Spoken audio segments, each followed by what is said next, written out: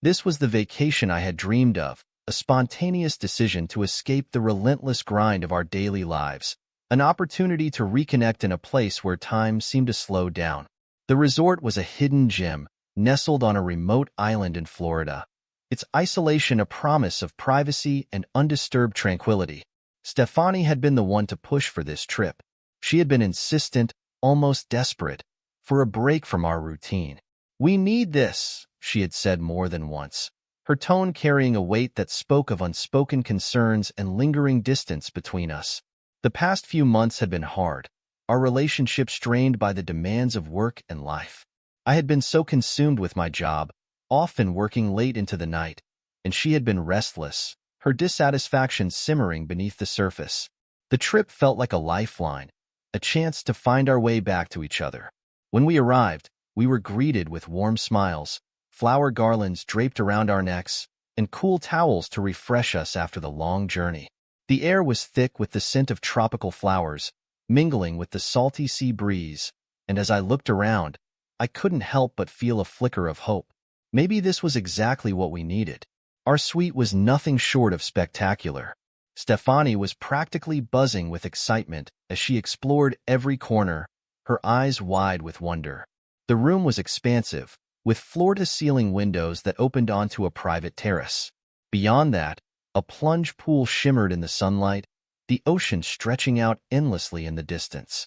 The decor was tasteful, a blend of modern luxury and island charm, with soft linens, dark wood, and splashes of vibrant color. Stefani twirled around in the sunlight streaming through the windows, her smile radiant. "This is perfect," she exclaimed, her laughter filling the room. It was a sound I hadn't heard in a while, and it warmed something inside me that I hadn't realized had grown cold. The first few days were blissful. We slipped into a leisurely routine, our time spent lounging by the pool, sipping on cocktails brought to us by attentive staff, and indulging in gourmet dinners under the stars. The resort's restaurant was a masterpiece, with dishes that were as beautiful as they were delicious. We dined on fresh seafood, exotic fruits, and delicate pastries, each meal a celebration of the island's bounty. Our conversations, once stilted and strained, began to flow with ease. We laughed, we teased, and we shared stories from our past, reminiscing about the early days of our relationship when everything had felt so effortless. It was as if we were rediscovering each other, peeling back the layers that had accumulated over the years and finding the people we had fallen in love with. On the fourth day, as we were having breakfast on our terrace, Stefani mentioned that she wanted to visit the resort spa. "I've heard they have this incredible seaweed wrap that's supposed to be rejuvenating," she said, her eyes shining with anticipation. "Why don't you come with me?" I smiled, reaching across the table to take her hand. "You go ahead," I told her, squeezing her fingers gently. "I think I'll just relax by the pool with a book. You know I'm not really a spa person." She pouted playfully, but there was a flicker of something else in her eyes, something I couldn't quite place. "Are you sure? It could be fun." I shook my head, laughing softly. "I'm sure. Enjoy yourself, Stefani. You deserve it." She leaned over to kiss me on the forehead, her lips lingering a moment longer than usual. "I won't be long," she promised, her voice soft, almost tender. As she walked away, I watched her go, a small smile playing on my lips. But as she disappeared into the resort, a strange feeling settled in my chest. I couldn't quite shake it, but I brushed it off, telling myself that everything was fine. After all, this was our perfect getaway. Nothing could go wrong here. As the afternoon sun began its slow descent, casting elongated shadows across the resort, I found myself growing increasingly restless. What had started as a serene day by the pool had turned into something unsettling. The book I had been reading now lay forgotten on the lounge chair beside me, the words blurring together, unable to hold my attention. A gnawing feeling in my gut told me that something was off. I glanced at my watch and was surprised to see that nearly 3 hours had passed since Stefani had left for the spa. It seemed unusual, especially since she had assured me she wouldn't be long. I tried to rationalize it. Maybe she was enjoying herself so much that she decided to indulge in additional treatments. But the uneasy feeling persisted, nagging at me until I couldn't ignore it any longer. Deciding to check on her, I rose from my chair and made my way towards the spa, the soft sand crunching under my feet. The path was lined with lush greenery, the sweet fragrance of hibiscus flowers filling the air, but the beauty of the surroundings did little to calm my growing unease. As I neared the spa, a flash of movement caught my eye. I paused, squinting against the sunlight, and my heart skipped a beat when I saw a familiar figure in the distance. It was Stefani, her distinctive silhouette unmistakable even from afar. But something was wrong. She wasn't coming from the direction of the spa. Instead, she was walking away from it, her steps hurried and purposeful. Confusion clouded my thoughts as I watched her. Where was she going? And why hadn't she returned to our suite after her spa session? A myriad of questions swirled in my mind, but no answers came. Instinctively, I decided to follow her, keeping a safe distance so as not to be noticed. Stefani's pace quickened as she moved further away from the main resort area, her footsteps leading her towards the beach. I stayed behind, using the dense foliage as cover, my heart pounding in my chest. The once tranquil island now felt ominous, the peaceful silence broken only by the sound of waves gently lapping against the shore. As she continued, she veered off the main path and towards a secluded area of the beach where the resort's private cabanas were nestled among the palm trees. These cabanas were meant for guests seeking extra privacy, often used by honeymooners or those wanting to escape the busier parts of the resort. But what was Stefani doing here alone? I hesitated for a moment, my mind racing with possibilities. Was she planning a surprise for me? Or was there something more sinister at play? The unsettling feeling in my gut intensified, but I pushed it aside, determined to find out the truth. I crept closer, the soft sand muffling my footsteps, until I had a clear view of the cabana she was heading towards. I could see her now, clearly. She stopped at the entrance, glancing around as if to ensure she wasn't being followed, and then slipped inside. My heart pounded against my ribcage, each beat echoing in my ears. I had never felt so conflicted. Part of me wanted to turn back, to pretend I hadn't seen anything and avoid whatever truth was waiting for me inside that cabana. But another part of me, the part driven by a mix of fear and curiosity, urged me forward. I moved closer, careful to remain out of sight. The cabana's curtains were partially drawn, allowing a sliver of sunlight to stream in and cast long shadows on the sand. I took a deep breath, steeling myself for whatever I might find. Moments later, the unmistakable sound of laughter drifted through the air, a man's laughter that made my breath catch in my throat. The voice was unmistakable. It was Randy, my best friend. Randy had been invited on this vacation as a gesture of goodwill, a chance to lift his spirits after his recent breakup. I had hoped the trip would be a distraction for him, a way to ease his pain, but now it felt like a cruel twist of fate. Never in my wildest dreams did I imagine he would betray me like this, especially with Stefani. I moved cautiously, my heart pounding so loudly I was sure they would hear it. The lush vegetation concealed my approach as I inched closer to the cabana. The sound of their conversation grew louder, mingling with the distant murmur of the ocean. I positioned myself by a small gap in the curtain, bracing myself for what I was about to see.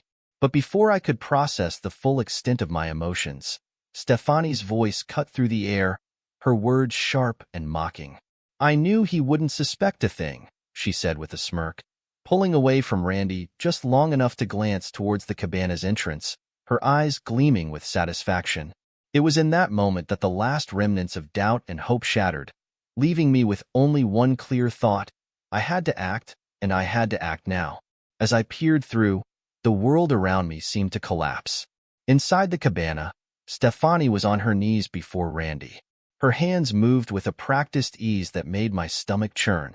The scene was one of intimate betrayal, each gesture more heart-wrenching than the last.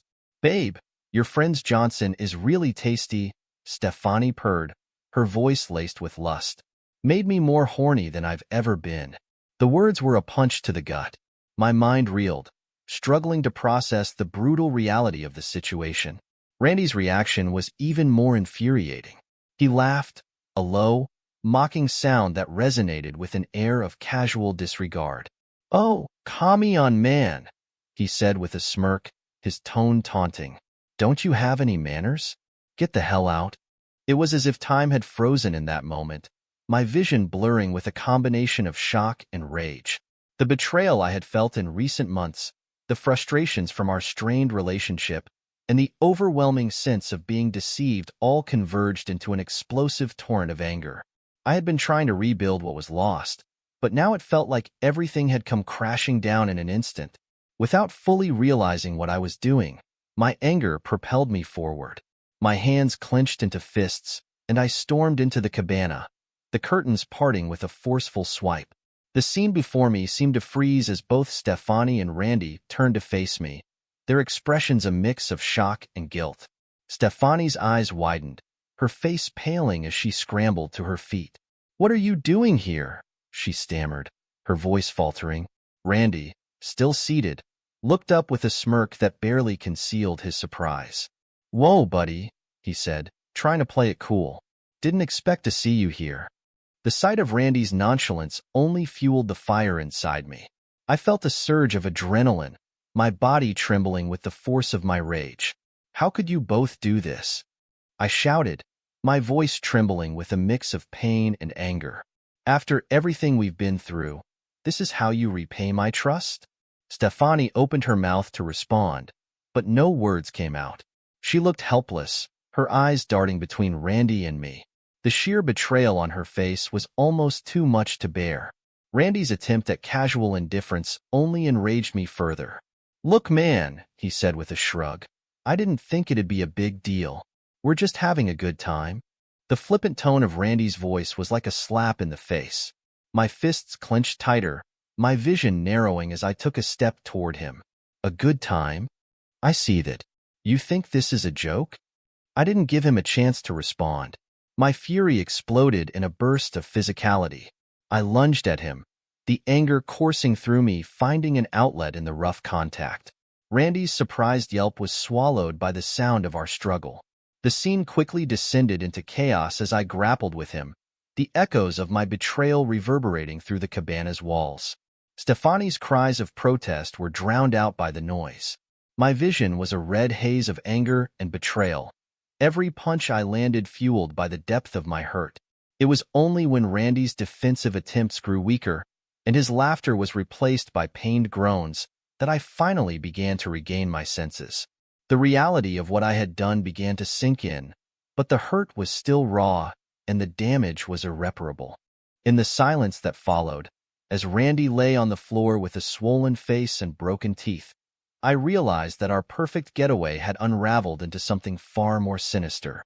Randy barely had time to react before my fist connected with his face.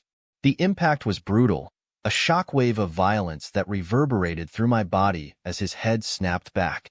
The satisfying crunch of bone was a harsh confirmation of the damage I had inflicted. Randy let out a guttural howl of pain, his hands flying to his mouth, but the blood that began to pool between his fingers told me I had shattered his teeth beyond repair. The sound of his suffering was almost drowned out by Stefani's scream. She stumbled backward, her face drained of color, eyes wide with shock and horror. The woman I had once cherished, the person who had promised me forever, was now a symbol of betrayal. Her presence only intensified the storm of emotions raging inside me. I turned to her, my voice low and seething with anger. How could you do this?" I snarled, each word dripping with hurt and fury. The hurt was like a searing flame, consuming any remnants of the love and trust one had once held for her. Stefani opened her mouth, but no words came out.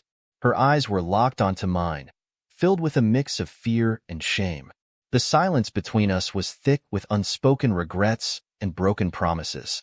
My anger was still boiling, and the need to assert control, to make them both feel the weight of their betrayal, was overwhelming.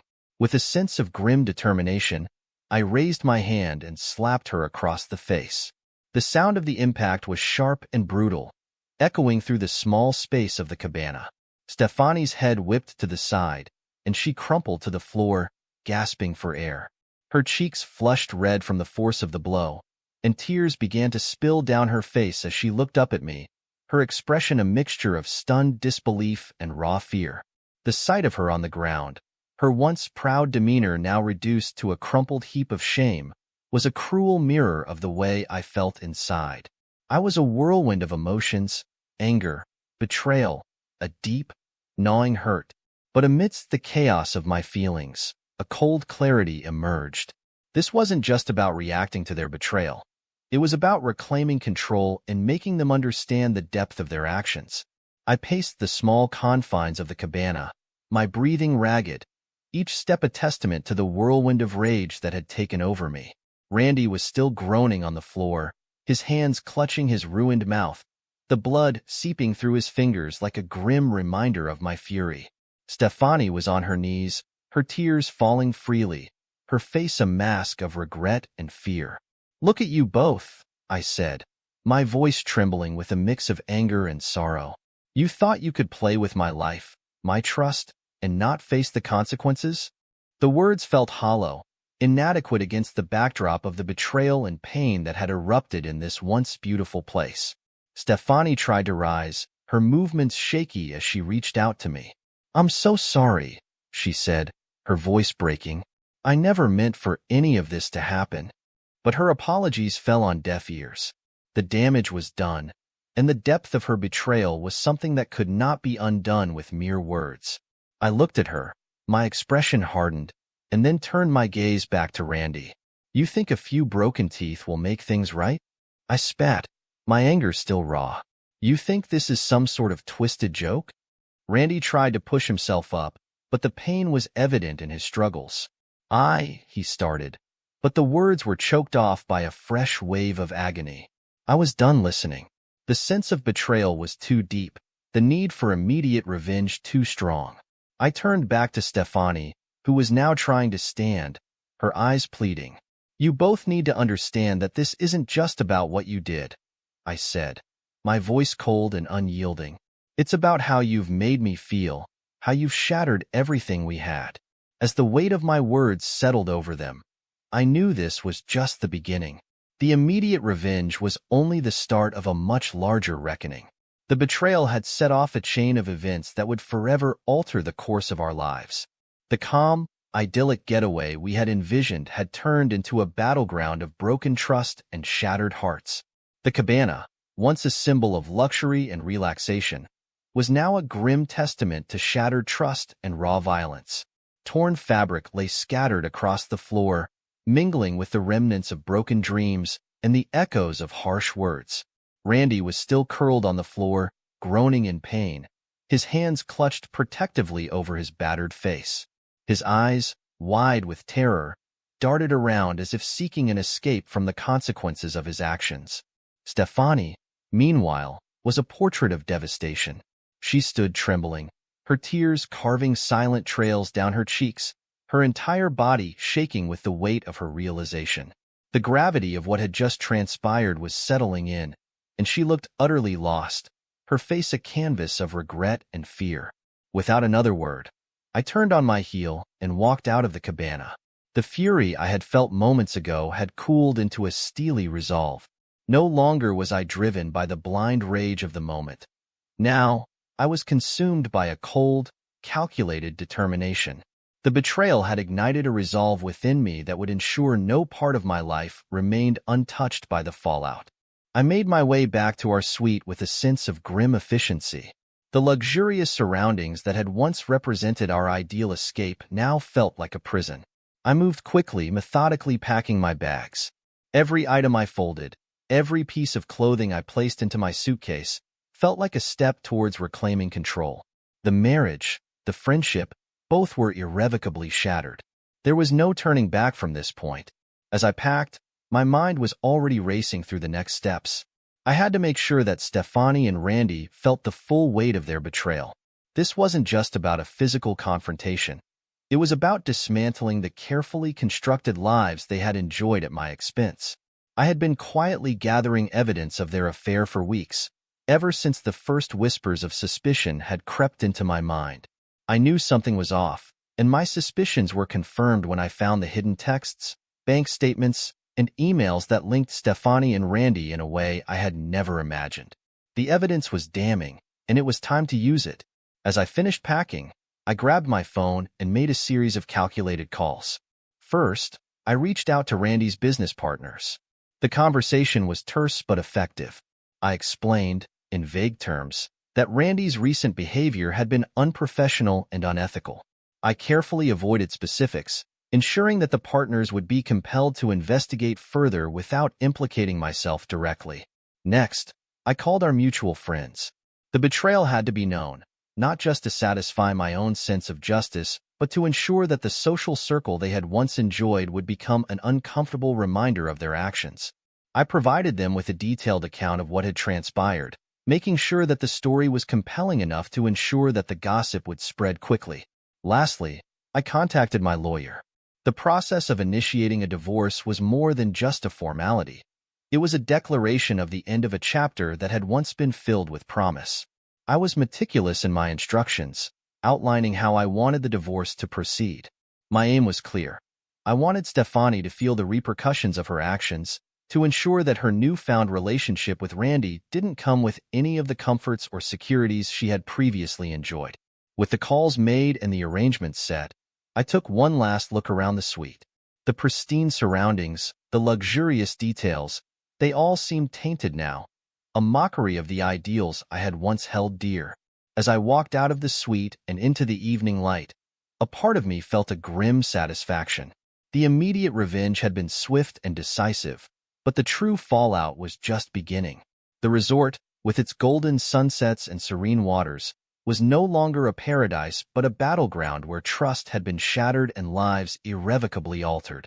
As I drove away, leaving behind the memories of a once perfect getaway, I knew that the consequences of this betrayal would ripple through our lives, changing everything in their wake. The days following the explosive confrontation at the resort unfolded into a relentless blur of legal battles and strategic maneuvers. Stephanie's attempts to reach me were constant, a cacophony of texts and voicemails that ranged from tearful apologies to desperate pleas for reconciliation. Each message was a reminder of the shattered trust and broken promises. I ignored them all with a resolve that had hardened into steel. My focus was singular: dismantling the life we had built together. Stephanie's efforts to salvage her life were met with increasing despair. The divorce proceedings, though swift, were ruthlessly efficient. My lawyer had meticulously documented every piece of evidence, emails, texts, and financial transactions that exposed the affair and the extent of the betrayal. The courtroom drama was minimal. The facts spoke for themselves. Stephanie was left with nothing but the clothes on her back, the lavish lifestyle she had once enjoyed now a distant memory. The judge had been unsympathetic, and the legal outcome was as harsh as it was fair. Stephanie's attempts to fight the divorce were futile. The evidence was irrefutable, and the legal machinery moved swiftly. She was forced to accept the terms, her life unraveling with every legal document signed and every asset divided. The luxury and security she had taken for granted were now stripped away, leaving her with nothing but a hollow echo of her former life. Randy, on the other hand, faced a more public collapse. His business, once a symbol of success, crumbled under the weight of scandal. His partners, previously loyal, had turned against him with a vengeance. The loss of contracts, clients, and ultimately, his company was a crushing blow. The last reports I received painted a bleak picture. Randy was embroiled in lawsuits that threatened to bankrupt him. His reputation was tarnished beyond repair, and the once esteemed entrepreneur was now a cautionary tale of hubris and betrayal. As the dust settled, I found myself in a place of eerie calm. The satisfaction of having taken decisive action against those who had wronged me was tempered by the ongoing pain of betrayal. I packed up my life and relocated to a new city, a fresh start far away from the shadows of my past. The transition was not without its challenges, but it offered the promise of new beginnings.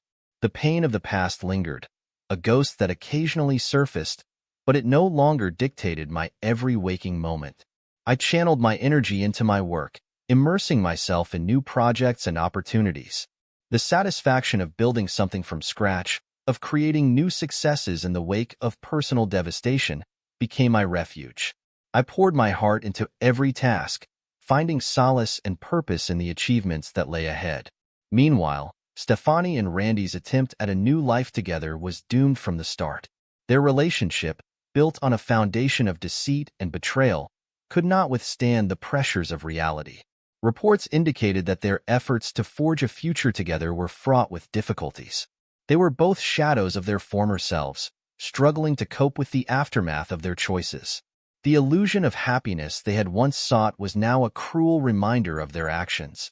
The journey was far from over, but as I looked ahead, I felt a sense of liberation. The chains of betrayal had been broken, and with them, the power they had once held over me. I was free to embrace whatever the future held, unburdened by the ghosts of the past.